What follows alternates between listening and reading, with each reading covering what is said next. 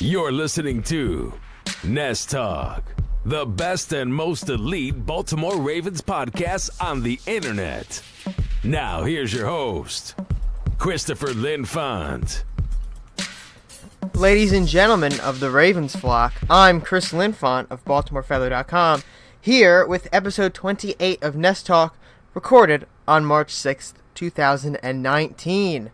I definitely apologize for not publishing an episode last week. I was getting over a pretty severe cold, which left my voice in shambles, nowhere near acceptable levels for a podcast. But today we're back with a new episode of Nest Talk, and we've got a lot of Ravens news to cover from the previous 2 weeks. And of course, the NFL Combine just took place, and we're going to go over the winners and losers of the Combine.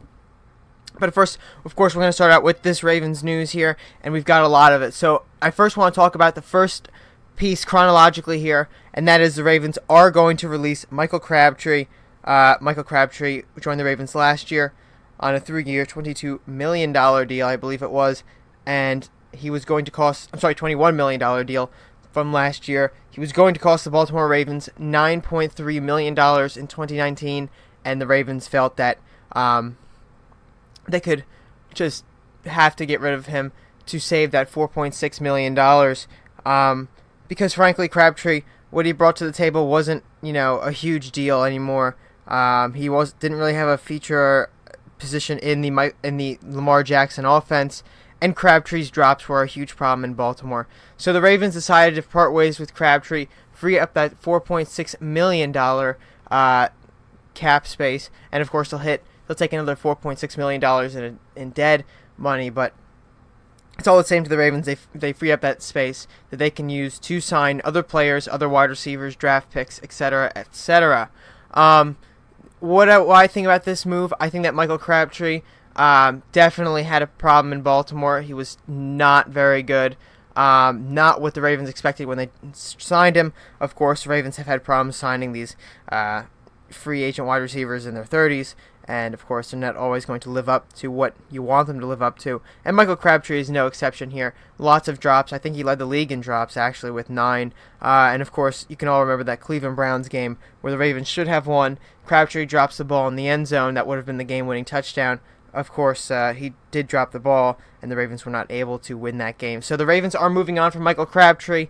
Salary cap casualty that a lot of people thought that it would happen. I remember when he was signed last year, I hypothesized that this could be a 1-year deal for him in Baltimore, essentially, even though it was 3 years, but there was, that room that the Ravens could wiggle out after a year. And, of course, with Flacco gone, the Ravens are going to move towards a more rushing attack, and Crabtree didn't fit in with the Lamar Jackson offense.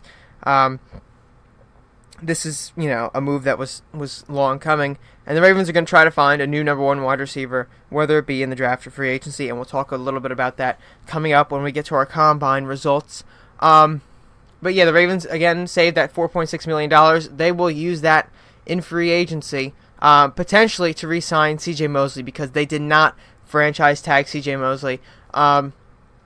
This was not a unexpected move. The Ravens to franchise tag CJ Mosley would have cost them $15.433 million in 2019, way above what CJ Mosley probably will be paid in his own long-term deal on his annual salary wherever he signs. So CJ Mosley is almost certainly heading to free agency unless the Baltimore Ravens can come up with a deal to get him to stay in Baltimore before he hits the free agent market. The problem is that they have been unable to do that since Mosley was entered negotiations with the Ravens in the offseason.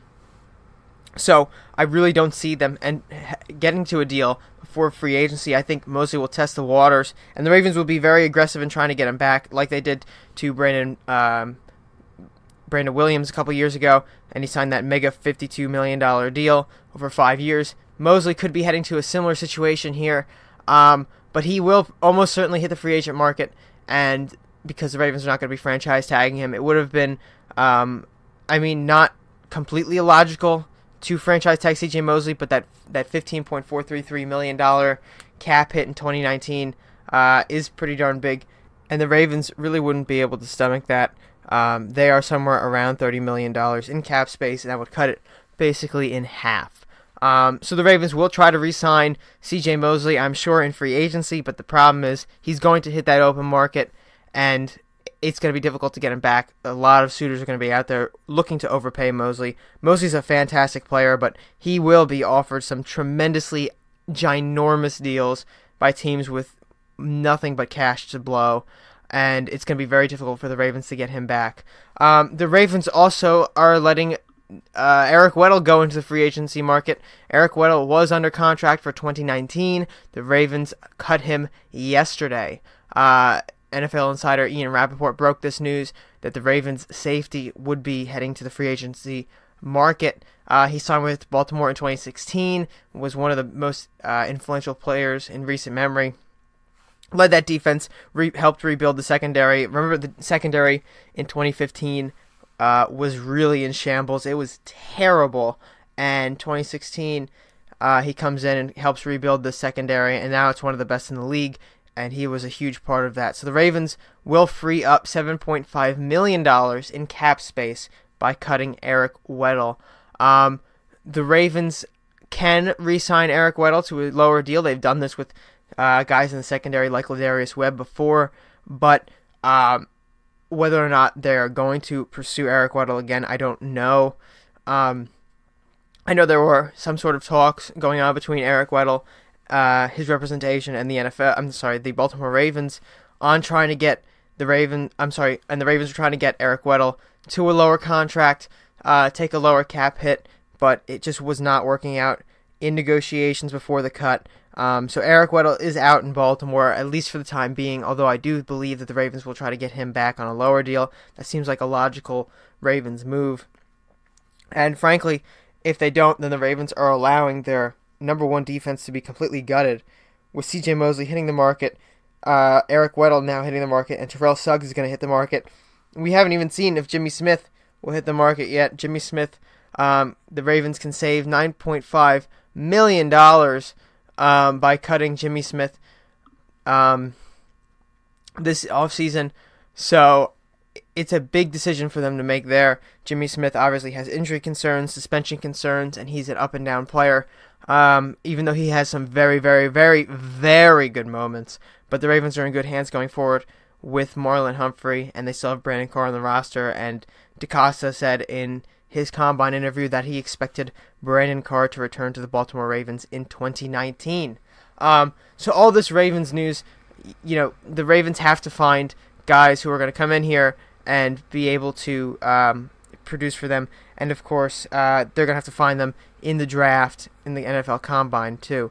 But before we head into the NFL Combine, I almost forgot here, Alex Collins was arrested on last Friday, on drug and gun charges. I didn't write an article about this. I didn't have time to on Friday. But Alex Collins arrested on drug charges outside Baltimore and gun charges after an accident in his car. If you live in the Baltimore area, you'll remember that it was a snowy morning in Baltimore when this happened. I have no idea whether or not this has to do with the snow on the ground, but he was not in the best state of mind, obviously, and the Ravens ended up cutting him later that day. He was already heading into free agency as a restricted free agent, and Collins was almost certainly not going to be back with the Ravens after a pretty bad year in Baltimore, and now he's officially out in Baltimore, just 1 year removed from being the leading rusher. And a lot of people, including myself, thought that Alex Collins was the next great running back that the Ravens were going to find, and he was not, unfortunately. So the Baltimore Ravens, not able to find success with Alex Collins, are going to move on from him after this arrest on drug and gun charges. So again, the Ravens have to find new guys in the draft and free agency that can come in here and really put in the work and rebuild this team, because obviously the Ravens are going through a lot of turmoil this offseason. They're making a lot of moves. A lot of guys are going to be going, a lot of new guys coming in. So let's look at the Combine here. Some winners and losers I'm going to pick out from the Combine. Let's start out with the losers. I'm going to say Paul Adams, tackle out of Missouri, and Trey Pippins, another tackle from Sioux Falls. These guys are losers. They're not losers, but they're the biggest losers at the Combine. I think these two are. They both tied at 16 for the fewest bench press reps, and as tackles, that's not necessarily very good at all. You remember last year, I think it was Orlando Brown Jr. I believe he actually did 16. That was a big issue. But these guys are going to be lower round picks if they're picked at all, and they had to have put up better numbers here. So they're going to be our two losers as tackles. And, of course, I'm also going to pick Dwayne Haskins, quarterback of Ohio State, and the entire quarterback class, really, as losers. Frankly, because they did all the work at the Combine. They did everything they were asked to. And the entire storyline at the Combine was what was Kyler Murray's height, right? 5'10". Without getting too much into it, Kyler Murray, of course, is the Oklahoma Heisman quarterback, and there's a lot of talk of him going number 1 to the Cardinals, which I think would be a huge mistake. I think he's a good quarterback, but I don't think he's going to work out in the NFL, specifically because he is very short for a quarterback, and I don't think the way he plays, he's a very, very mobile guy. I don't think he's going to translate well to the NFL. And the Cardinals, if they pick him, then they've already got Josh Rosen there, and they got to shop him around, and it's just going to be one giant mess. And the entire storyline of this draft class for quarterbacks is Kyler Murray, and he's not the best quarterback on the field at this Combine. He didn't even participate in any of the drills. He only got measured, and that was it. I think the best quarterback in this class so far, unless something changes, is Dwayne Haskins. He is the most refined quarterback. He's the best passer in this draft class, and he's being overshadowed by a guy who I don't believe will be in the NFL for a whole long time. Of course, no shade to Kyler Murray. He's a good dude. He had a fantastic college career, but I don't think he's going to translate well to the NFL here. So Dwayne Haskins, Drew Lock, Daniel Jones, all these guys I'm going to say are the losers, at the Combine just because they've been overshadowed here by Kyler Murray, who did not even participate in Combine drills. But let's get to the winners now. Obviously, you have to start off with DK Metcalf, wide receiver out of Ole Miss. I actually did a prospect evaluation of him yesterday. It should be coming out today, Wednesday, March 6th, on BaltimoreFeather.com, so you can check that out later today, and you'll find that there. It's in video format. I'm sure you guys are going to like it. But DK Metcalf, he comes in, he puts in 27 bench press reps of 225 pounds. I mean, if you remember the picture of him going around on Twitter, or if you didn't see it, just, Google DK Metcalf gym picture. I mean, the dude is absolutely ripped. He is insane. He is a specimen of a wide receiver, and he comes in 27 bench press reps, so he's strong, and he's got that 4.33 40-yard dash speed. That is insane. Most wide receivers can't hit that, and he, at 6'3", 228 pounds, ginormous receiver. With that speed, it's very rare to find guys like this. So DK Metcalf, he comes in here and just puts on a show at the Combine. Other stats from him: vertical jump 40.5 inches, broad jump 134 inches. That 20-yard shuttle, he's got 4.5 seconds in the 3-cone drill, 7.38 seconds. Very big day for DK Metcalf. Very important showing. And I think that he's going to have a lot of teams looking ahead at him in a top 15, top 10 pick in the NFL draft. Whether or not he constitutes being worthy of that pick, you can find that on my DK Metcalf prospect review, the first prospect review of the season. Another winner from this Combine, I'm going to say, is Quinnen Williams. I think he's going to be a top 3 pick. If it's not Nicky Bosa first and him second, it'll be probably Kyler Murray, Nicky Bosa, and then Quinnen Williams at 3. Quinnen Williams is one of the best players in this draft. He didn't do a whole lot at the Combine, but I think the agility he showed with that 4.83 speed on the 40-yard dash, it just shows that he's got that agility to be a very good defensive tackle. He has that speed that, quite frankly, you don't see a lot of guys have, and we already know from his tape that he's a fantastic defensive tackle, and he just came in and did what he needed to do to ensure that he'd be a top 5, top 3 pick. I think Quinnen Williams wins this draft class from basically just not messing up, from not doing a whole lot, and just doing what he needed to do to show scouts that he is what they already know of him. Another wide receiver I'm going to say is a winner in this draft class is Andy Isabella out of UMass. Not a lot of UMass guys go to the NFL, but Andy Isabella looks like a rare talent, potentially a slot receiver. He's coming in at 5'9", 188, so he's pretty short for a receiver, so that would probably put him in the slot. But he had a fantastic Combine, 15 bench press reps, You pair that with his 4.31 40-yard dash speed. I mean, he is incredibly fast. He's got that vertical jump at 36.5 inches, broad jump 121 inches, 20-yard shuttle 4.15 seconds, and then the 3-cone drill 6.95 seconds. Really shows you that speed, that lateral agility that he has, and he can be a very, very good wide receiver, I think, for a lot of teams. And he's generated a lot of hype on Ravens Twitter that I've been reading recently. So Andy Isabella, I think, is a clear winner from this combine. He's puts a lot of scouts looking at him. I really didn't know who he really was. I saw that he was out there. I put him on my draft board because I thought he was an interesting prospect. And then this combine comes, and I see him perform very well. And I think to myself that he can be a very good slot receiver in the NFL. I think he boosted his positioning, maybe up to a third-round pick, maybe a fourth-round pick. We'll have to see. And I think the Ravens could target him, but I'm not really sure they will because we already have Willie Snead, and we need some bigger receivers. But Andy Isabella, I think, is a giant winner from this combine. Another winner from the combine, I'm going to take Dexter Lawrence, defensive tackle out of Clemson, another defensive tackle on this list. 36 bench press reps for Dexter Lawrence. That is absolutely insane. He is huge, Dexter Lawrence. He's 6'4", 342 pounds. He's got that arm length, 34 and 3/4 inches, and a hand size of 10.5 inches there. And he puts in those 36 bench press reps, and you know he's just ginormous. He's also relatively fast for a defensive tackle, 5.05 second 40-yard dash. Dexter Lawrence, leader at Clemson in the defensive line, with Christian Wilkins in there. Very good duo. I think that Dexter Lawrence is going to be a first or second round pick. He's very talented. He's got the measurables you need in a defensive tackle, and he's going to be a very good player for whoever selects him, and I could see the Ravens coming up into the second round to get him if they so desire. Even though we are kind of loaded at defensive tackle, you never know with the Ravens. But Dexter Lawrence is a very big guy, and I think his combine performance really solidifies him as one of the top defensive tackles in this draft class. And finally, for our last winner of the day, I'm going to say it's Garrett Bradbury, center out of North Carolina State. Bradbury, he comes in, he's one of the stronger, I think he did the most reps as a center, 34 bench press reps. That's pretty darn good for a center. You need your offensive lineman to be strong. And he also showed some other athletic abilities. He's got that lateral quickness. His 20-yard shuttle, 4.53 seconds, 7.41 seconds on the 3-cone drill.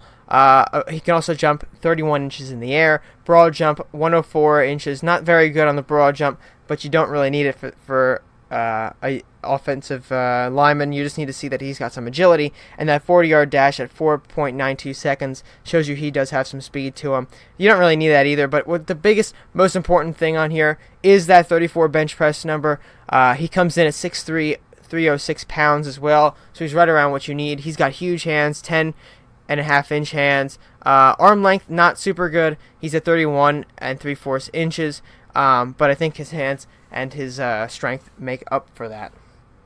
So those are our combine winners and losers. Don't forget to let me know what you guys think on Twitter about that as well. So now we're going to move into our last two segments of the day, free agent and draft prospect of the week. So with our new news that the Ravens are in fact moving on from Eric Weddle, unless they do bring him back, the Ravens have 0 free safeties on the depth chart, which means they are in the hunt, in the market for a new free safety, and I think that free safety might be Tyrann Mathieu, the former Cardinal free safety, the Honey Badger himself out of LSU. He was with the Texans for this year, and he is entering free agency again. And Jason LaCaforna, I know not the best source for Ravens news. He has gotten a lot of things wrong in the past, but he did say that the Ravens are interested in Tyrann Mathieu, and there might be a bidding war, and the Ravens might jump in on that as well. So Tyrann Mathieu could be the addition for the Ravens. He is 26 right now. He's 5'9", 185 pounds, and he is coming off of an injury from 2 years ago now, but he did have a good year this year. 89 tackles, 3 sacks, 2 interceptions. he's a free agent that can do quite a lot for the Ravens. He played all 16 games this year. I think he was injured in 2016, I think it was. Yeah. But he, 8 pass deflections. That injury in 2016 did not slow him down one bit. He had one of his better years this year with the Houston Texans. 70 total tackles, 89 combined. That's fantastic. Those 3 sacks. And you got those, again, 8 pass deflections, 2 interceptions. Very good numbers for Tyrann Mathieu, and he is one of the best free safeties in the league. I think that the Ravens are probably going to at least inquire about him. Whether or not they get into a bidding war over him, I have no idea. It depends on whether or not they want to go out and draft a guy or find another free agent on the market. Other free agents on the market at free safety, there sure are a lot of them out there. You look at guys like LaMarcus Joyner, other free agents. Clinton Dix is on the market this year. Earl Thomas, a little bit older than you probably want. That you've cut Weddle. You got to get a little bit younger, like Tyrann Mathieu. But there's a lot of great free agents on the market this year, and there shouldn't be there will be bidding wars over these guys, but the money will be spread out, not all concentrated on big name prospects in free agency this year. So the Ravens have a great opportunity to go out and get a free safety if they so desire, unless they want to bring back Weddle, or they can go into the draft and maybe pick Nasser Adderley, our draft prospect of the week here. Nasser Adderley didn't do anything at the Combine. I believe he was injured, but he did show up. He did get his measurables in, and he solidified himself as one of the better safeties just based on the measurables here. At 6 feet tall, 206 pounds. He's got that 31-inch wingspan and the 9-inch hands. He is going to be at the top of the draft in the first 2 rounds, I believe. And Nasser Adderley could be a prospect the Ravens want to go out and grab. He had a fantastic time at Delaware, his alma mater, also the alma mater of Joe Flacco and Nick Boyle. But he had some pretty good stats at Delaware, and I think that he can translate to the next level. He's got those 4 interceptions from the previous year. Some pretty good numbers for him there. And of course, Delaware has a good program. A lot of Ravens players from the past have come out of there. So I think Nasser Adderley could be the answer at free safety if the Ravens so desire to pick a brand new young guy to come in here and take over the free safety position. But they do have to address it somewhere, whether it's in free agency, whether it's in the draft. They have to get free safeties on the roster because there are no other free safeties on the roster, unless, of course, they maybe move Deshaun Elliott or Chuck Clark over to free safety, but they are strong safeties, and it might not be a great transition. Okay, well, that will end today's episode of Nest Talk. Nest Talk 28, again, recorded on March 6, 2019. You can find me at Chris Linfont on Twitter, or you can hit up Baltimore Feather at BeMoreFeather on Twitter, or just go on BaltimoreFeather.com to find the Baltimore Feather, where you can get this podcast and the latest and greatest Baltimore Ravens news and opinion articles. Of course, you can find Nest Talk at Nest Talk on Twitter, and you can find Baltimore Feather or Nest Talk on Facebook by just searching up either Baltimore Feather or Nest Talk. We'll be back next week with more draft prospects to talk about, more Ravens news, presumably to talk about as free agency starts to heat up. I'm Chris Linfont, signing out. Have a great day, everybody.